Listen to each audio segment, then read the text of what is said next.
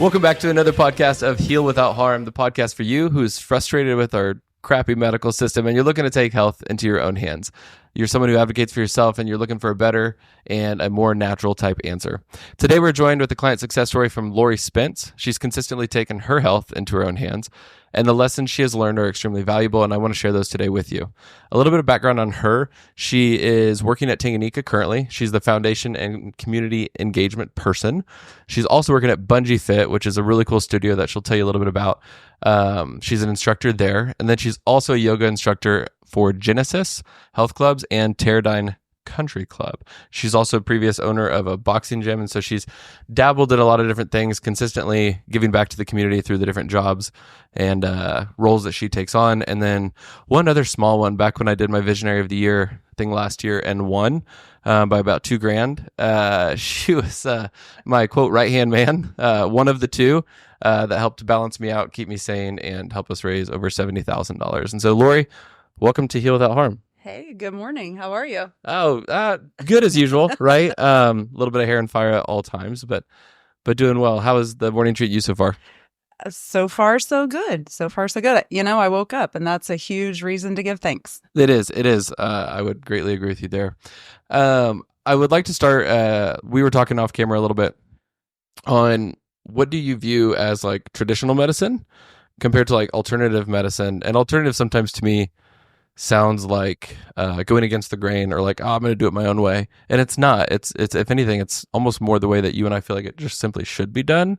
And so what would you say you think is the big difference between traditional and alternative or holistic, naturopathic, whatever you would like to use? What are those differences? And then also what kind of like made you steer away from traditional medicine?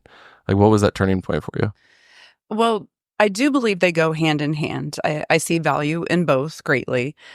Traditional, we'll call it traditional Western medicine. You know, you get sick, you go to the doctor, they give you medicine, usually an antibiotic, unfortunately, which is great. But, you know, we build up that resistance to them, and that just can't be the answer all the time for everything. So I'm very into holistic, alternative, non-traditional, Eastern type medicine, if that's what you want to call it. As I was growing up, my mom was like the original sneaky chef. She was putting zucchini in my chocolate chip cookies and banana bread since I can remember. Oh, yeah. Yeah. She had like the dehydrator. We had a garden. She would dry everything. We had dried fruit for days, and she made her own ice cream. And so she was trying.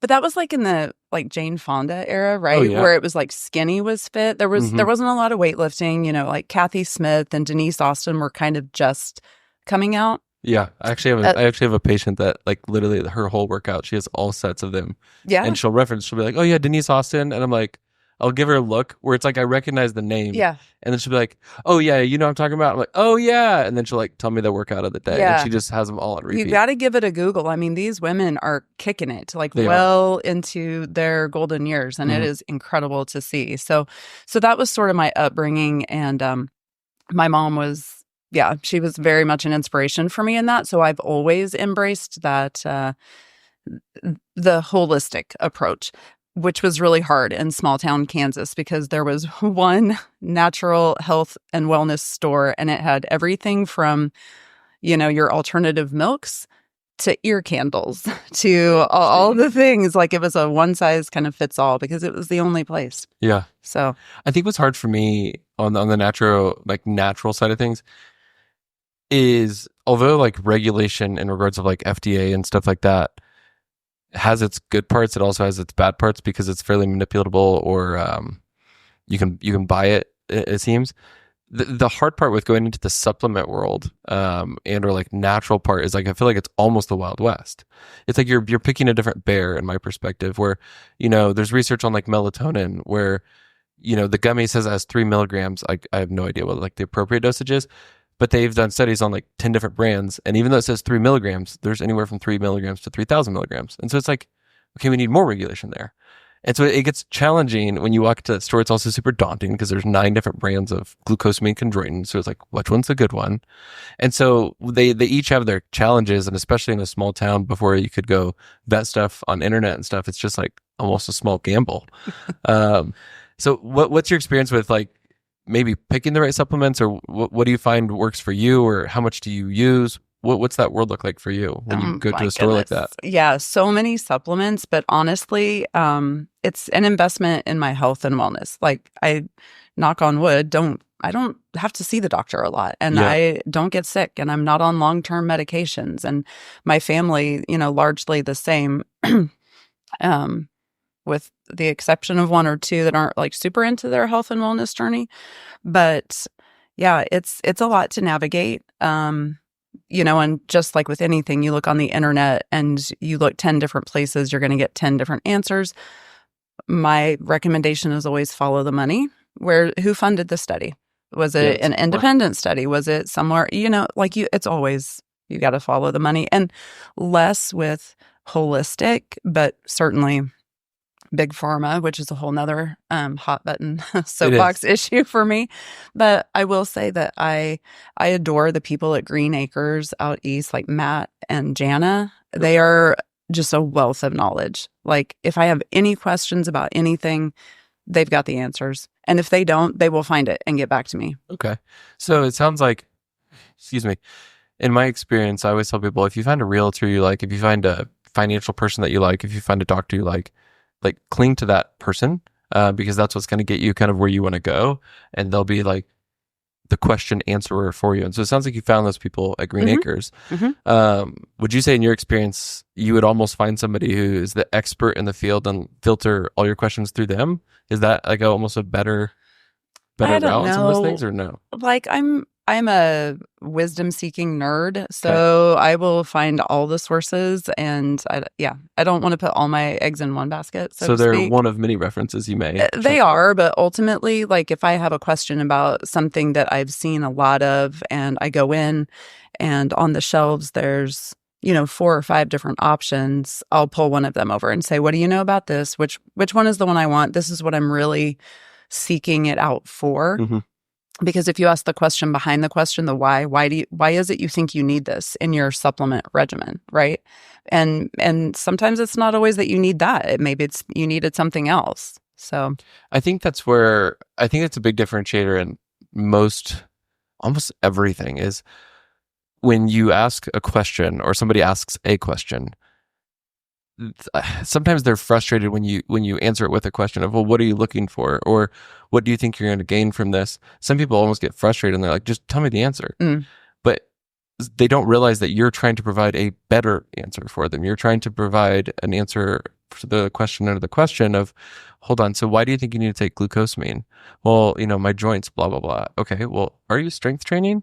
Because that'll be much more return on investment than buying this like $40 bottle every single month. Like, what if you bought a gym membership with that and then started training? But they don't want to hear that most of the time. That's been my experience. Yeah. Thankfully, in my office as a PT, the people who show up are already looking for answers that they're going to get from someone like me.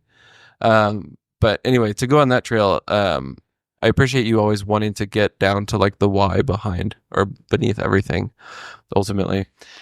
Well, and two, I mean, unfortunately, we are a culture of fast fixes.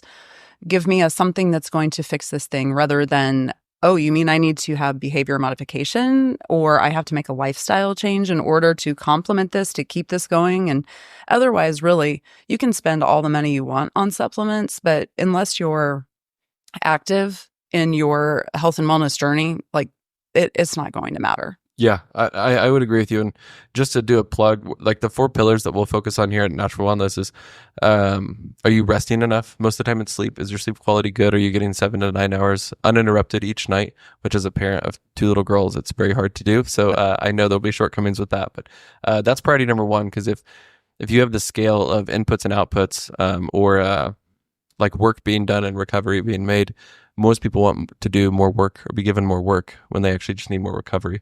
So sleep is a big one. Another one is nutrition, generally a good amount of protein and fiber. When people ask me nutrition information, I just generally say there's a lot of stuff you can do, but I would focus on protein and fiber first, because if you're getting enough protein, you're recovering enough when it comes to muscles. If you're getting enough fiber, then your gut's going to be pretty happy. then worry about everything else, right? Especially because most foods nowadays, when we talk about quickness, have zero fiber. Right. And so you can either do a fiber supplement, you can eat fibrous foods such as like Fiber One, where it's like put into the food, or you can just simply eat whole foods. And usually that will clean up most of their diet, making sure they're hydrated enough, so they're drinking enough water, but also enough electrolytes. We're consuming salts somewhere in their food. And then lastly is stress management, which is out of my scope, but we can generally talk about some different things to manage that better, or just bring it top of mind. As I said in a previous podcast, there was a guy who was under a tremendous amount of stress with losing a loved one, and his entire back spasmed up. And so just knowing that, hey, I don't think your back is weak, broken, torn, or anything like that. I think you're just under tremendous stress and your muscles are responding. So I would say those are the main four. And on the hydration one, I just remembered there's a drink that you generally consistently have with you on the daily basis. So each day she's drinking this like health cocktail that she has like perfected down to the ounce. And so, Laurie, tell us a little bit about the drink that you like to indulge in each day. So, yeah, it's an interesting morning routine for me. I don't drink traditional coffee. Okay. I got away from that several years ago and started drinking mushroom-based coffee, which is, like some people think it's like drinking sludge. And okay, but as you as you change your health journey, your taste buds and your preferences change. Like right now, it's been so long since I've done, like the zero carb sugar type thing, that when I have an actual dessert, like let's call it traditional cheesecake or something, it almost just doesn't taste right. You can feel there's a different mouthfeel even. Yeah. It's like I can feel the sugar on my tongue. Yes. And then you're in that sugar like fog. Like immediately my brain is not right for hours. Yeah. So there's that. But okay, back to the coffee. So in the coffee, non-traditional coffee, mushroom coffee. So there's some collagen in there. There's also going to be some MCT oil for brain activity and healthy fats, those kinds of things. After that, I have greens. I drink athletic greens. So like AG1 or Ancient Greens is one that Green Acres carries. That's pretty, it's a little less tasty, but as far as the ingredients go, it's pretty much the same.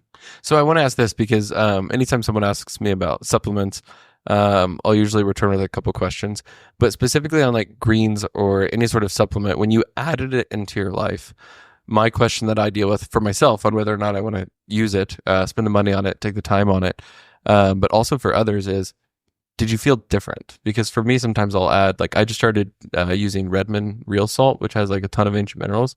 And part of me is like, okay, I'm glad I'm buying this as opposed to like maybe traditional salt, but I don't feel any different. Am I supposed to feel different? Or in like 50 years, am I going to be like, damn, I'm glad I started consuming that normal real salt? It's like, what's supposed to be the feedback? And I don't always need like, tit for tat, like, oh, I'm doing this, so I get this. Right. But when it comes to consuming greens or going through the time of like switching from regular coffee to mushroom coffee, what differences do you feel like you experienced? Like, and how would you describe that?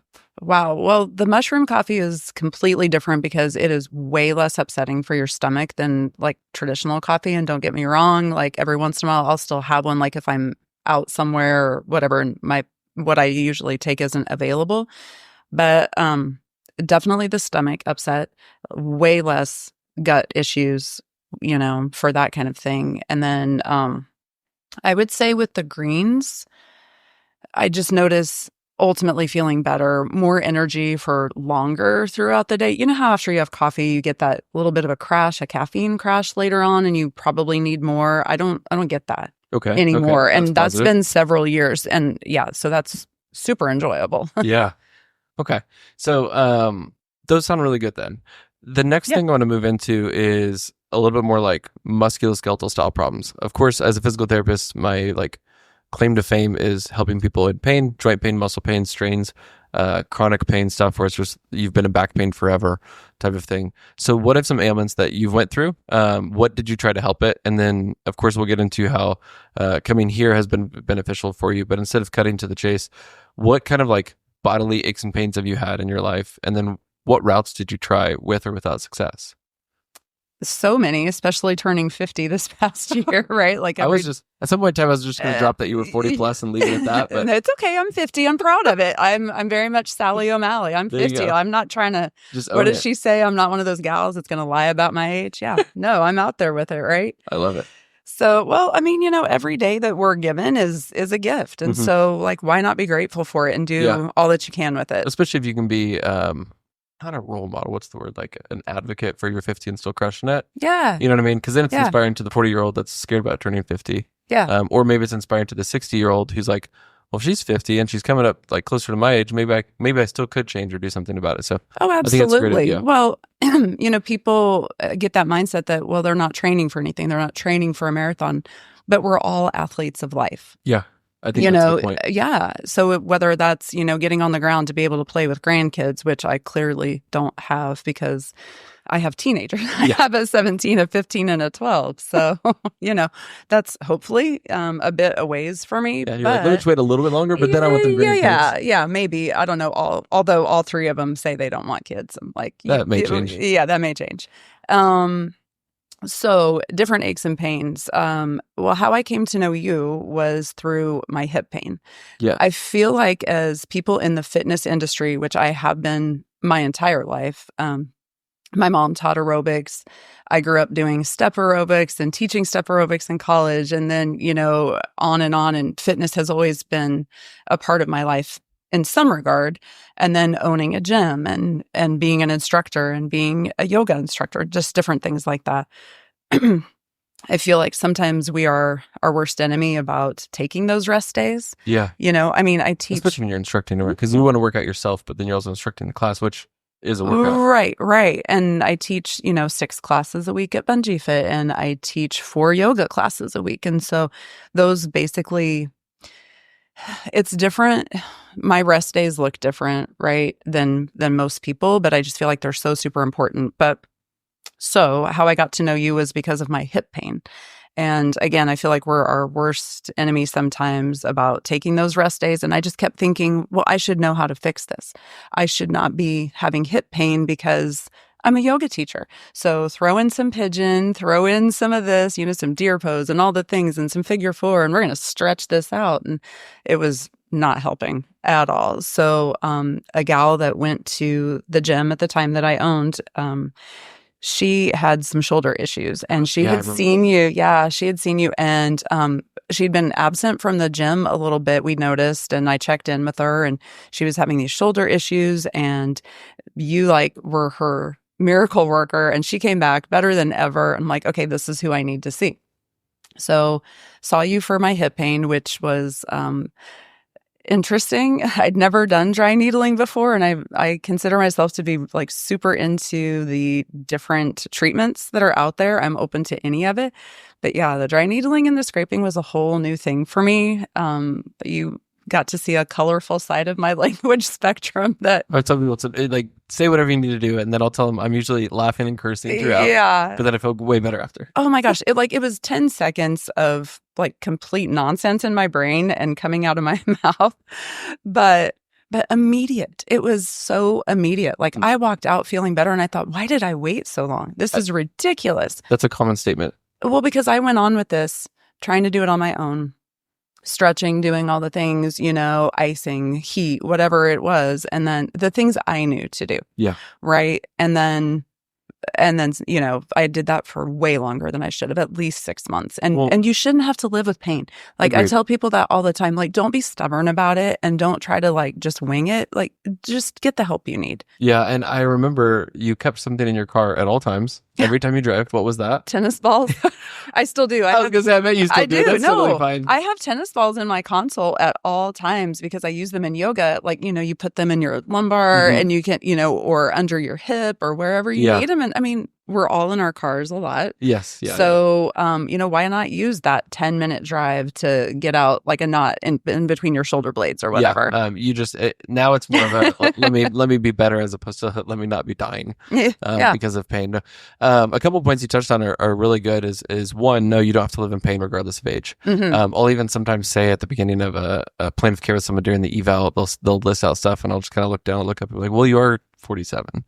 And like, they're just so used to hearing that. I'm like, dude, I'm totally joking. You should not be in pain. We'll get this stuff taken care of. Right. But there is this like this poor assumption that I think is slowly marketed by like the medical industry of like, oh, you're just getting older, like learn to deal with it. And I also think it's passed on by our parents and grandparents, but more research is out, more ways of like living our lives better is out. And so breaking those molds sometimes is like the hardest part of my job, is just being like, I know your dad, quote, had a bad back.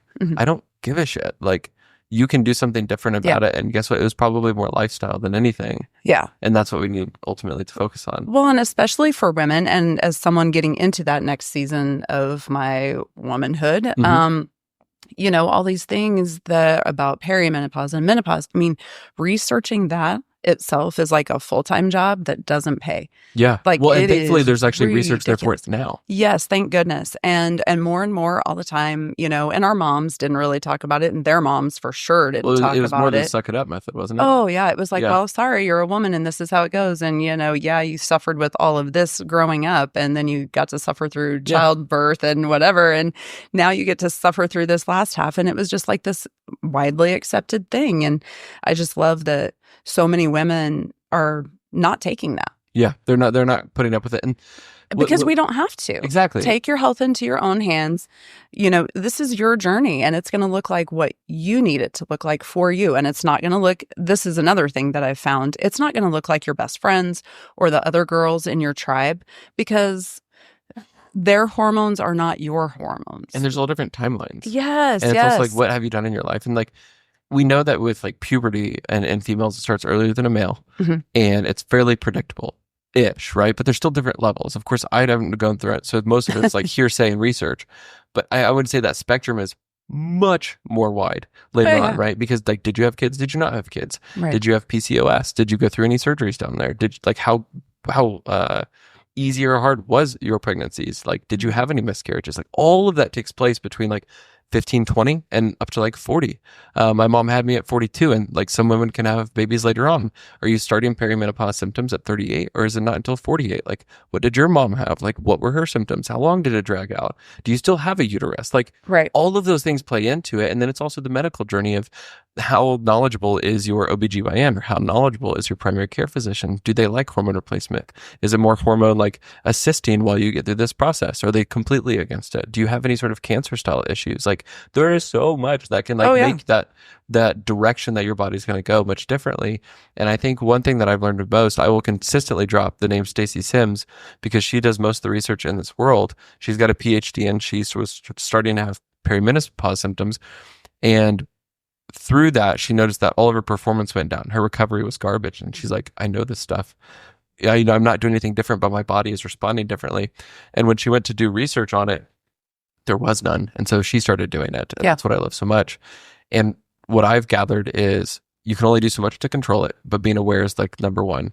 And then part of it is just getting through, unfortunately, where it's like, this is going to take place. Here's what you can do to control it. And it usually comes down to fitness and diet. Yeah. Eat more of this, less of that, and start strength training. Right. And that will curb so much of those like horrible side effects that you have to suffer through. Completely agree. So in that case, assuming that you're somewhere in that journey, like, what has been some things to curb some different side effects, or like to help with that? Wow. So much. We're just opening this can right away. Yeah. Right. Let me get out all my manuals and all my research. This is like no small topic. There'll be a protocol here at the end for sale, $3.99. No, just we will have episodes 2 and 3 of this podcast tomorrow. There we go. Just so many things. I think it's being consistent. Staying with those supplements that you know are going to help with your mood, and you know, honestly, it's just taking your health and wellness seriously and deciding that, look, if I want to feel better and look better and perform better and all the things, then I can't just be half-assing this. We can say that, right? Oh, yeah. I mean, I think I've dropped a couple words. Okay, good.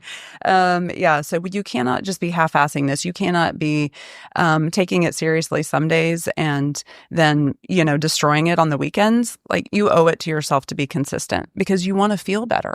Yeah, and what I've noticed is this January, I've cleaned up my diet through like this challenge. And then I'm like, okay, as I come out of the challenge, what can I keep with me? And it's insane to me how much different you feel when you remove conveniences of life. And that's what I think is the hardest part. And that's what I've been wanting to get to with our conversations is the world people are super smart and they've invented tons of things to make you work less hard.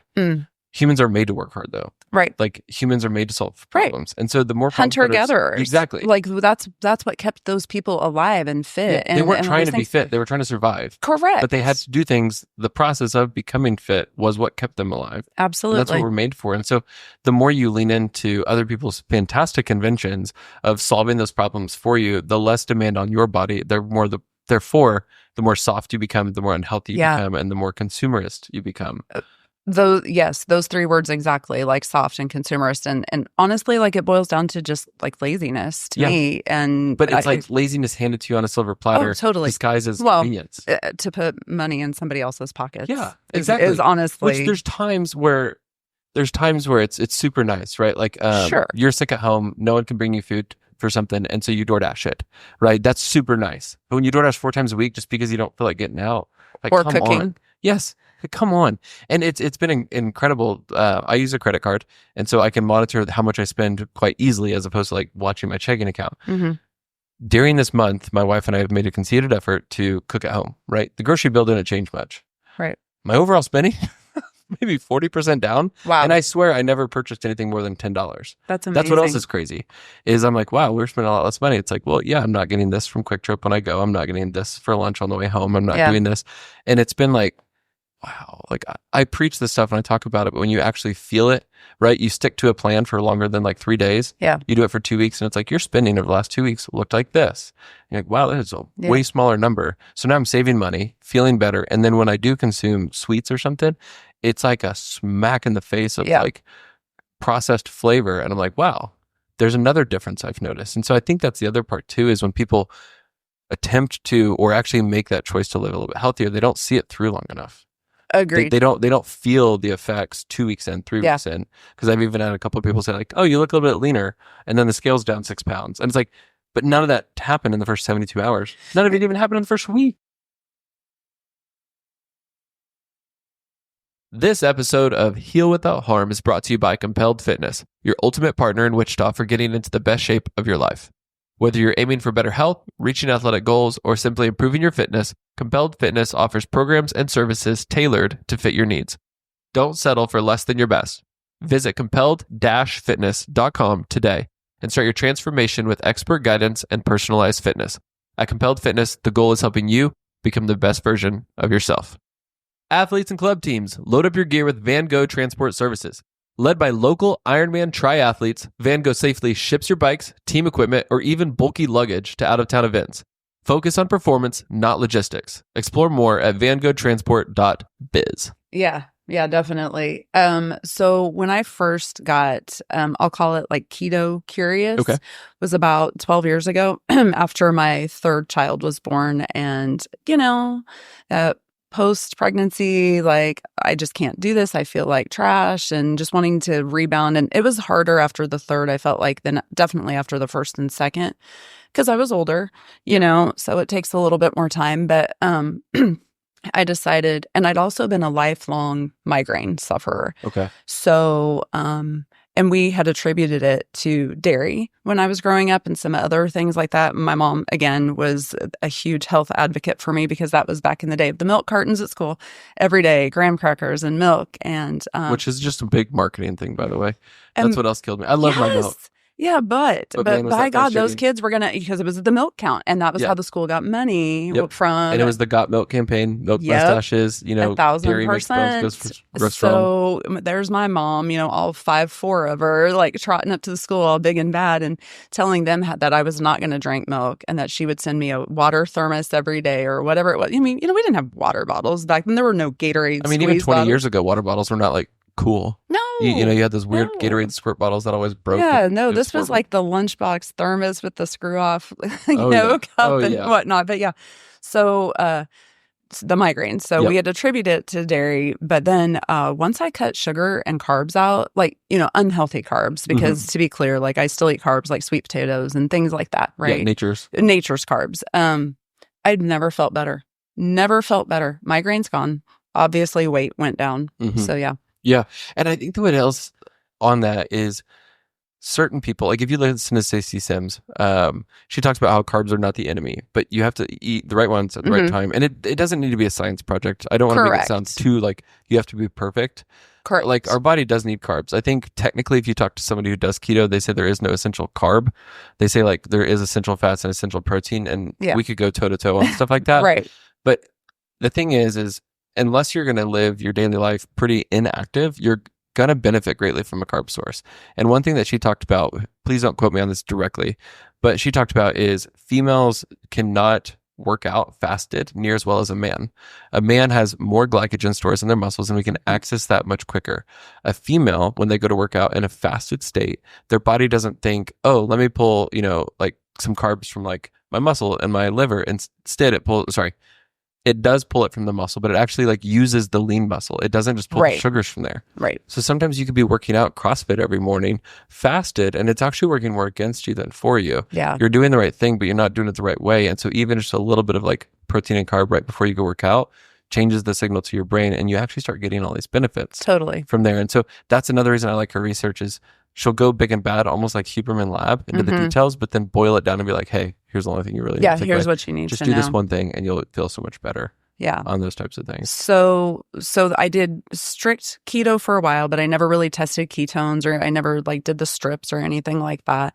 But when your body feels better and you're in that kind of state of ketosis. And then I started later, after about 5 or 6 years of that, I kind of started mixing in more paleo, keto, and now I just kind of have my regimen. I don't count macros because I'll be honest, I can't. I don't have time. My ADHD does not allow for me to do that. It's so like it's like looking at a spreadsheet and I can't with the numbers and all the things. It sounds cool and then it gets overwhelming. Oh my gosh, so fast. Yes, because you and I we share the same kind of brain, and it's fantastic. It is so fantastic, and we have all these creative outlets and things we just have to research, and then you get into it and you're like, maybe this isn't for me. Yeah.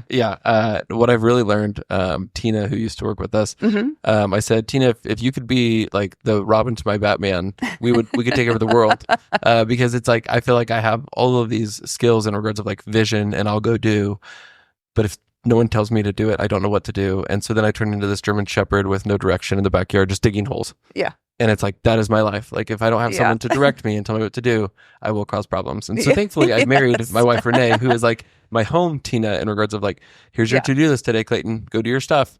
And every now and then I'm rebellious and I'm like, no, I'm not going to listen to you. And then it's like, why don't I do this? God bless Renee. Like it's she's fantastic. just amazing. She is. And she's so fantastic.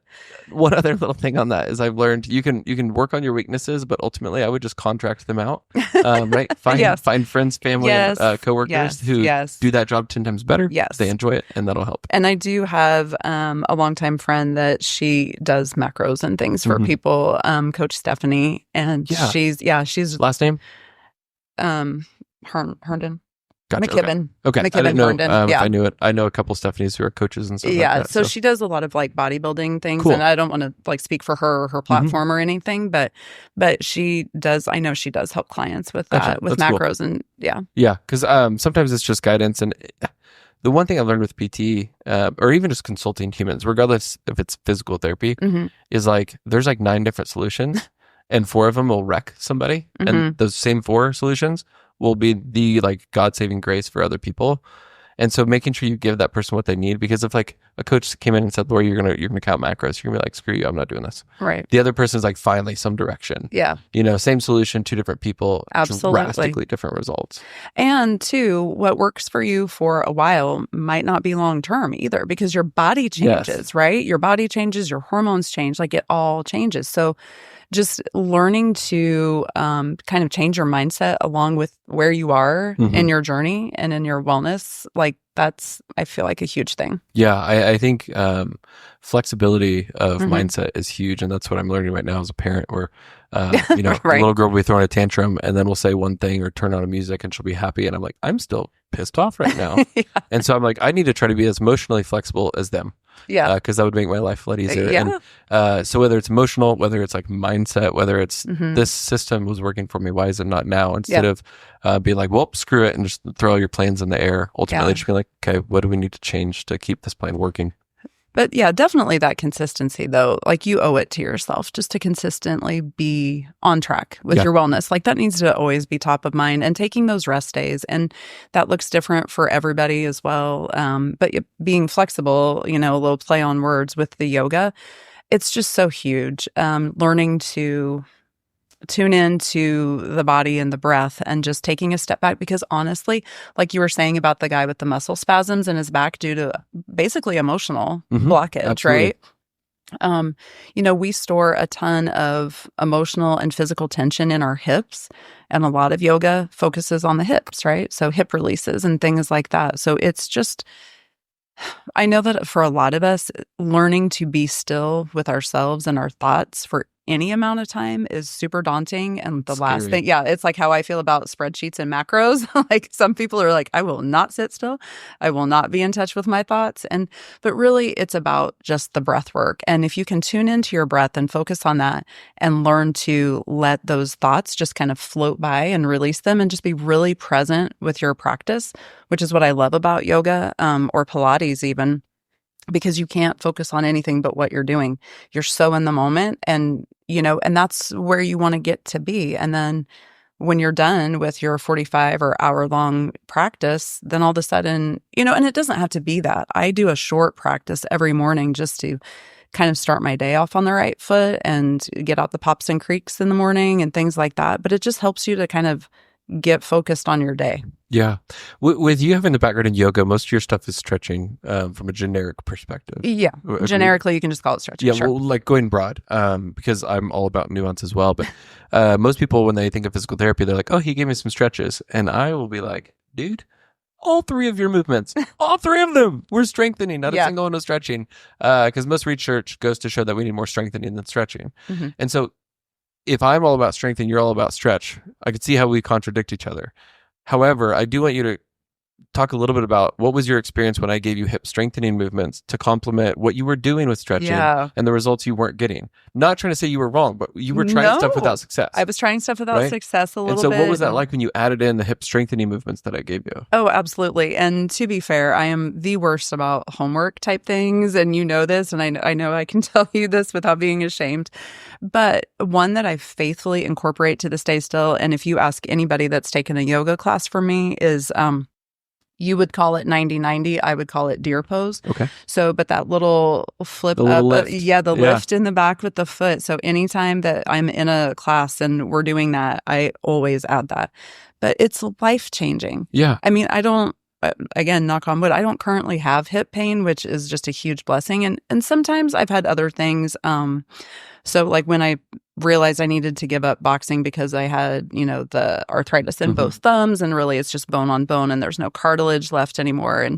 And the OT was telling me the surgeon was telling me, oh yeah, we're going to take a tendon out of your forearm and we're going to remove bone. And I went and saw you. I'm like, I don't feel right about this. Like I would like to keep my tendons if I can and avoid surgery. And so we did the scraping and some dry needling, and really going up, I loved the question behind the question with that as well, getting up into the shoulder. And, maybe this is more of a shoulder issue. So just finding the root cause. You're always so good about that. Well, and I think it's ultimately like surgeons will see a problem, the pain in the area, they'll take an image, they'll be like, oh, this structure is faulty, weak, lacking, whatever. And they'll say, I can change that. They're fixers. They're the fixer immediate of what's fixers. right there. Yes. And so many of them, whether it's the way they're trained, their perspective, or just how they get results and outcomes, they're very almost like a sniper in regards. They're only focused on what's through their lens.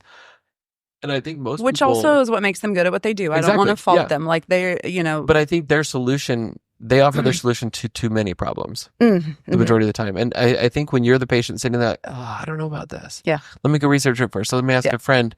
Like, you have permission to do that. You have permission to be like, cool. So when do you want to do surgery? In 3 weeks? Okay, we can put it on the charts, but I'm going to go consult, get a second opinion. Yeah. I'm going to go ask my friend who's a doctor or a PT, or I'm going to go consult my physical therapist. Yeah. Because the amount of times that I've either helped someone prevent surgery or even just make it look or feel better during or afterwards, because we can offer so many, I would say, management of symptoms or management of strength around it. there's been so many, and it's so frustrating because people will come in and they'll say, yeah, he said my meniscus was blah, blah, blah, blah, blah in my knee. And then I'll have them point to their knee and say, where's the pain? And they will point 3 inches up into their quad and not even close to their, where the meniscus is. And I'm like, this is not a meniscal issue. This is a quad issue. This is a muscular issue. The surgery won't do anything for you. And if there's any benefit, it's probably all the PT that you're going to get for 3 months afterwards. Correct. Yeah. So who's really to like PT. celebrate success? The surgeon who like cut you open, had chance of infection, cost you a bunch of money and all this kind of stuff? Or is it the PT that you went to afterwards who actually strengthened up the quad, which is where the problem was? Right. Which is just with your hands and all that kind of stuff. You could take that pattern along the whole body. Yeah. And that's the frustrating thing. Yeah, I absolutely agree. Well, and it's just been so, getting to know you and Courtney and everybody on your team in this journey has just been such a huge blessing, not just for me, but then for my family, because, my 15-year-old son, my middle child, is super active in sports and all the things. And so, but growing up, having me as a mom, I'm all about him coming to see you when he's got a knee problem or a hip problem, or, he's a pitcher and, he does all the things like wrestling, baseball, football. So he's got a ton, plus those 15-year-old boy growing pains. My goodness, like those kids, his legs, like we're constantly in magnesium baths and, things like that. So he's got me now as the hippie mom. For sure. Pass it on. Who's, putting him in magnesium baths and bringing him to you. And, he gets his therapeutic massage as much as I do because it's preventive medicine. Yeah. Like it's management. Like that. It is. I like preventative, but it's like management, right? Like you are going to go through these things. You're going to go through menopause and here's the symptoms that you can roughly expect. Here's what to do about it. Yeah. Not try to fix it or say, suck it up, but here's the management. Right. You're going to be an athlete. I talk to people so many times when they want to have high aspirations like a 15-year-old boy does. Listen, if you're going to be breaking down your body, living at high intensity stuff, you will have symptoms. I'm not saying you're going to break yourself. You're going to be in true pain, but expect when you live life on the fringe way up high, you're constantly testing your body. So if you have a weakling, which we all do, of course, it's going to be exposed. And here's what you can do about strengthening it, increasing the mobility in that area, but you're going to experience it. Here's how to manage it. And I think that's what's so powerful to a lot of people in that world is, look, I am on your team and I will be the guy in the corner of the boxing ring saying, all right, here's what we're going to do about this. Get back out there ultimately. And it's so powerful on that. And it comes back to advocating for yourself or having someone to advocate for you. Absolutely. Whether it's a mom, a professional medical person, or a friend, or whatever it may be. And so that's where, with this podcast, my goal is to like instill that where people and encourage it and help you find that person for you. Yeah, absolutely. I mean, and it's, our flawed medical and insurance and healthcare system, it's just all so broken, and like it's almost like a Fight Club thing. You have to like bomb it all, and like nobody go out there and do that. No, but like you have to bring it all back to nothing and start over fresh, because at this point it's so messed up. How do you even? Well, and that's where the quote that I heard, and I don't remember who said it, but they said, if you can't fix the system, build a better one to make the old one obsolete. Yes. And I think that's what's taking place, where we're just stepping outside the insurance model and asking fee for service, which is hard for a lot of people. And it's a problem that me and Jake, my student right now, are discussing often, where he's like, Clayton, I want to work at a place like this, but it's just hard for me to recommend someone to come in and have to pay out of pocket, not utilize their insurance. And I was like, dude, I deal with that every day. Yeah. But the thing is your time is valuable. Like, it's not someone else's like right to consume your intellectual property of knowledge and your labor for free. Correct. Now, should it be more affordable? 100%. Yeah. But the system that was initially developed to help with that insurance has completely become corrupt because people have found ways to exploit it. And then now, me as the medical provider is selling services to the insurance company, but you are the product. Right. That is the problem. It's the middleman issue. Exactly. It's the I'm trying to please the middleman insurance issue. company, not the person in front of me. And I'm making medical decisions, not me, of course, because I decided not to play that game. Yeah. But the doctor is making medical decisions for you based off what was paid for. Correct. And that is absurd. Correct. So now you're getting subpar care because he'll get paid. And that's not okay. Right. And we all see it firsthand, but we don't know what to do about it. And that's where the more times that you can find the people, like I started at the beginning, find the realtor, find the professional who does what you like, help support that person. Like tell more people about that person. Bring more business to that person, because that's the only way we will build the better system and make the old one obsolete. Well, and yes, it might seem like a lot out of pocket up front, but if it's going to save you from a $7,000 copay for surgery or whatever you have going on, I mean, why not take the healthier route and the least invasive route, which doesn't involve anesthesia and being in a hospital, risk of infection, all the things that we were just talking about. Why not invest in your health that way? Honestly, if you guys find me on social, whether it's commenting on this on Spotify or reaching out over Instagram, if you've went and got a medical procedure, whatever it was, whether it's ER, surgery, whatever it may be, tell me if you were to add up the next 6 months of bills that slowly trickle in to your mailbox, what that adds up to be. Because my daughter just went to the ER back in October for an asthma attack. Yeah. She had a couple oral like steroids and stuff to calm it down, but ultimately it was observation and it was breathing treatments. Now, don't get me wrong, this stuff could have went wrong. So I'm glad I was there and I will pay for that because I want her to be taken care of. Yeah. But we just got the bill in the mail, it's $2,700. Yeah. It's like I was there for 24 hours. So, and it's like I have my my uncle who his son had some sort of issue. I can't remember what it was, but he had a CT scan that was like $1,500 in this one clinic, and they also offered all this other value too. Then he had to go do another checkup, and he was like, "Can I go back to that same clinic?" And they're like, "No, you have to come in. You have to do this." It was over $5,000. Yeah, and like, what value are you getting from that? So when not you, but when someone complains about the cost that they'll pay, like you said, upfront, transparent. Here's what you're getting. Here's what you're paying. It seems daunting. But once you get one of those bills in the mail 6 months after, when you almost forgot that you went and consumed the medical system, and it's 4, 5, 6 figures large, that initial $1 to $2 grand starts to look way better, especially because you actually got answers. You actually got listened to. You actually got benefit. And things that are going to help long term, not just the immediate fix. So I completely agree with that. And my daughter also has asthma, my oldest child, and pretty severe, life-threatening. And we used to end up in the hospital about twice a year with an attack that we couldn't get on top of. And then we found, finally, with our primary care physician, we found a regimen that was working for her, an inhaler that worked for her, her daily and then her rescue inhaler. And we weren't having to do as many breathing treatments and things.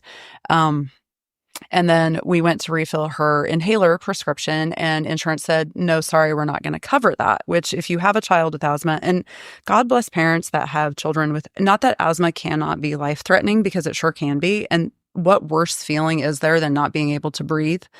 But, it's long story short, we went to refill this prescription. They said, "No, we're not going to do it. We want her to try 2 others." And I said, "But why? She's on this. It's working. We aren't having issues." And they said, and I quote, "She needs to try 2 others that we recommend and fail before we will consider renewing this prescription for this one, simply because it costs them more." And I'm thinking, well, what am I paying insurance for every month? But it's a whole nother thing. So I said, so by try and fail, I just want you to say what that means, right? You say out loud the words, like, my daughter can't breathe. You want my daughter not to be able to breathe.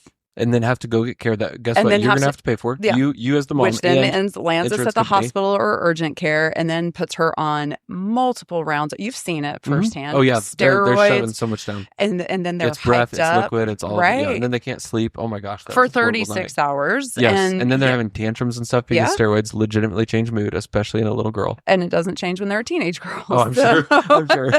So it's very similar to a toddler. So we did that song and dance, and it was so frustrating to me, and I was in tears, and I literally thought, the people that we've worked with through the Leukemia Society, I thought, and how flawed this system is for something as simple.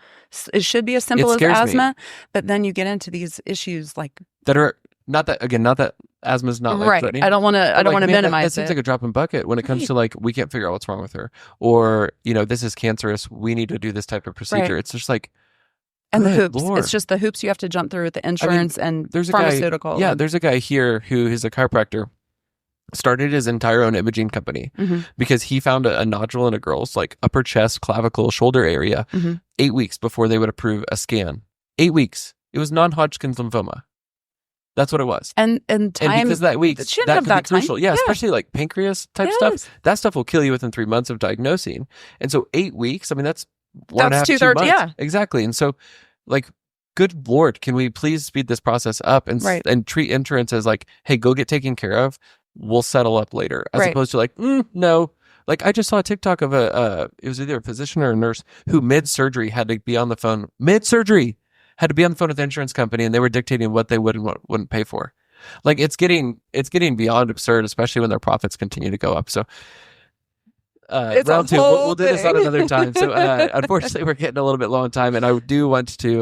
We'll probably have Laura back on to just honestly, it's a bitch fest at this point. But Sorry, no, everybody. you're good. This is what this is for. Ultimately, it's to have these conversations more, and the people out there who are going through what you went through, what I've went through, and unfortunately, who go through more of what that is. Because I think that's what scares me is that little experience. It's like somebody pulled the curtain back a little bit, and you're like, oh shit, that looks bad back there. It's so broken. And other people are just getting dumped right into that. Oh, and you're like, this is bigger, huger things. Yeah. Oh my absolutely. gosh, yeah, 4, 5, 6 figures of like cost.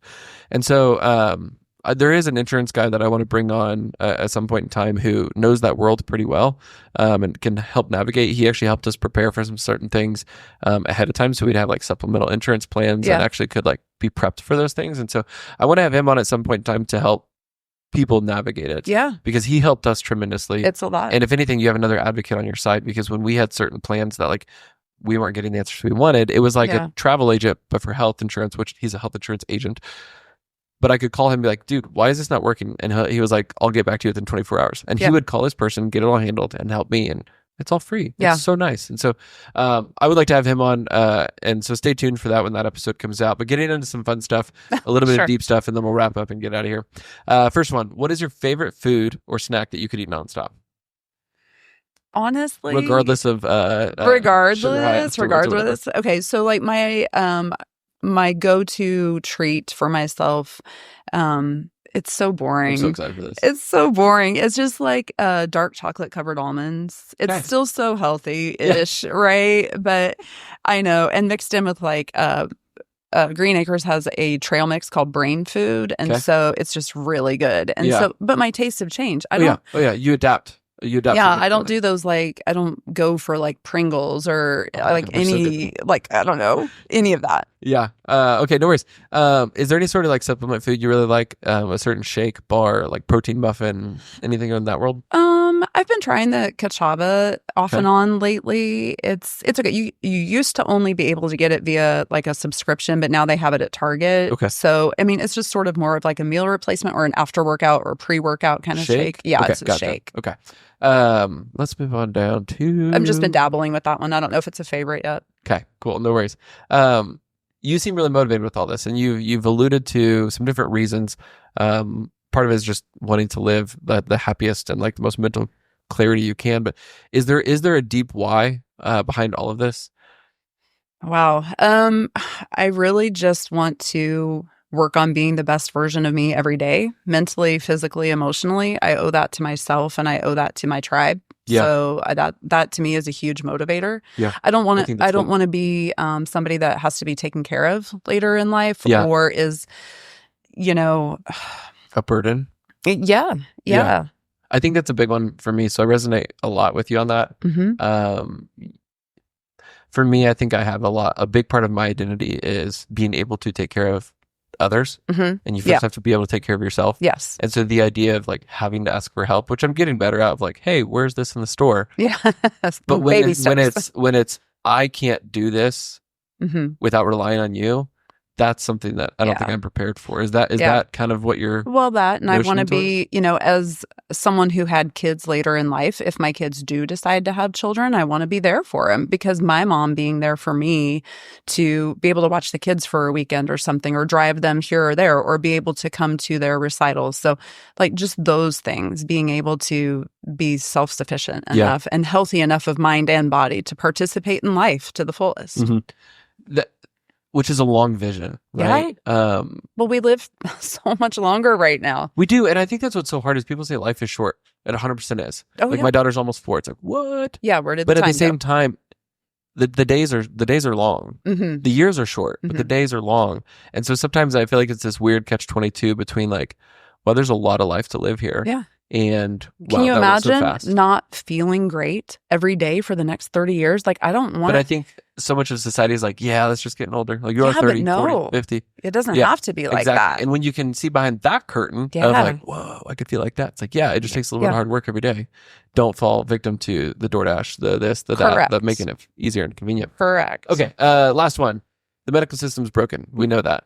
Oh, yeah. What is one thing that you would either give to someone as a piece of advice, or if there's an easier one to answer, what would you change or fix with the system? Well, build a better system so that the old one's obsolete. That's definitely the best thing I've heard today.